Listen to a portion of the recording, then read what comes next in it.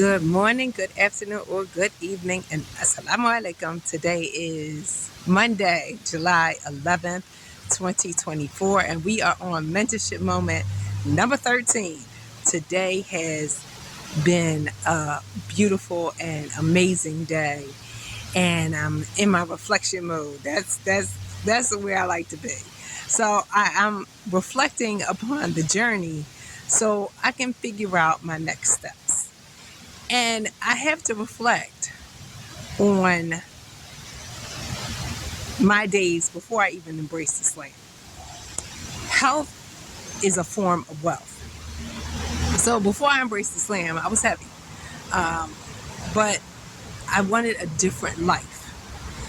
And I started in network marketing. And one of the coaches in network marketing said, you know, Nicole, you could make more money if you lose weight. I said, what? He said, being overweight shows that you don't care. But when you're fit, you show that you care about you. I said, really? Really? So I started down the wellness path, and I had a coach. I'm about investing in people. If you don't know this, I'm about investing in people. So my coach was Melanie Marchand. Because I had lost weight before. I lost weight through walking. We act like you can't lose weight through walking. You can absolutely lose weight through walking. But I didn't do it. I didn't start walking to lose weight. I just thought it was the most cost-effective way to get to Temple University. So losing the weight was an additional benefit. And when I was no longer in that situation, the weight came back. So I had to get a coach so I could understand how to do this. So Melanie has set up a challenge for Black women, because African American women are the most obese category of women in the United States. So she set up this challenge, and she had a fitness class. So you know me, I like studying. And I had a midterm, and I failed the midterm. I remember failing the midterm. And you know what happens when you fail? You got to get better.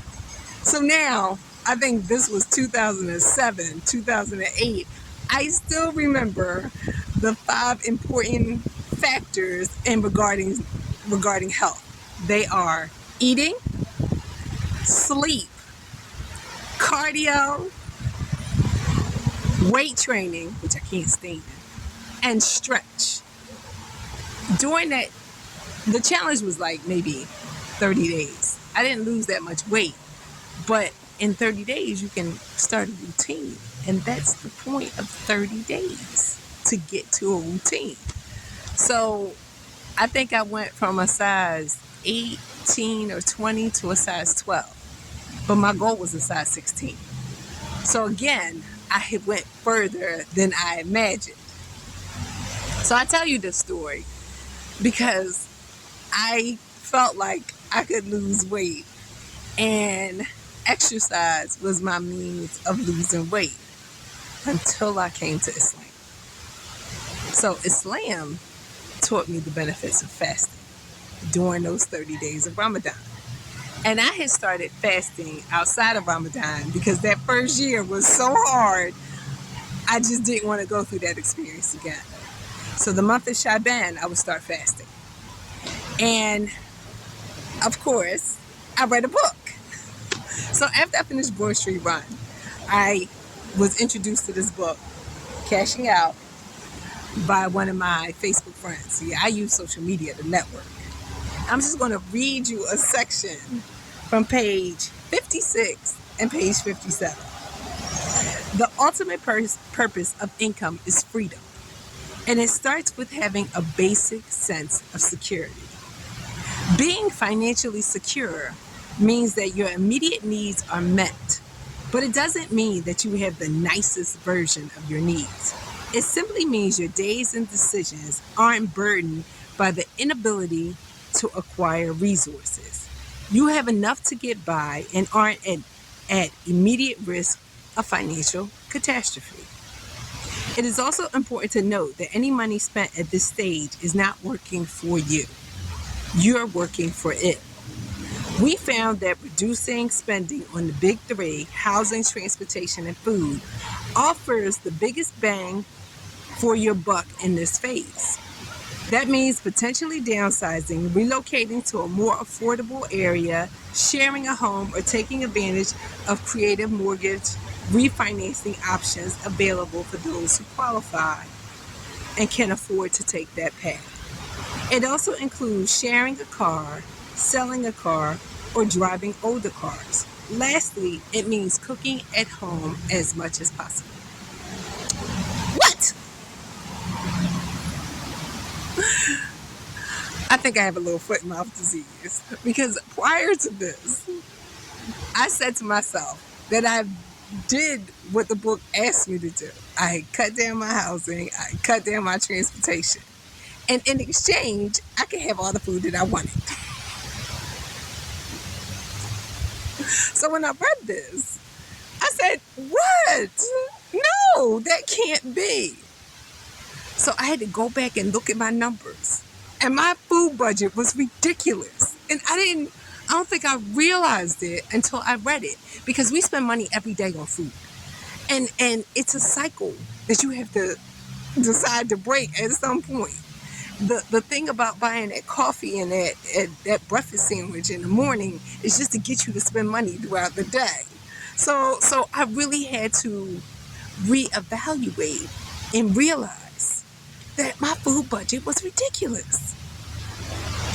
So the book goes on to say, there's a tendency for those in the middle to disregard or downplay the importance of focusing on the big three.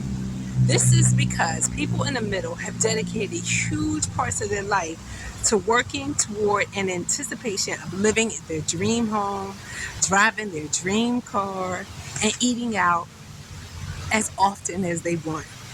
They simply aren't willing to make these trade-offs to get ahead because their identities are so tied to their belongings and access to finer things. And that's why I believe that the enemy of great is good. So most people, settle in the middle because they don't believe that there's another level. I'm here to tell you there's another level, but you have to be willing to do the trade-offs. So my food budget's ridiculous. And I realized that running is a workaround to not having to cut down my food. Oh, I got donuts, I got cookies at home, I got ice cream. I love desserts. So I decide that I just fast. That I'm not going to give up any of my food. But what I will do is cut down on the number of meals.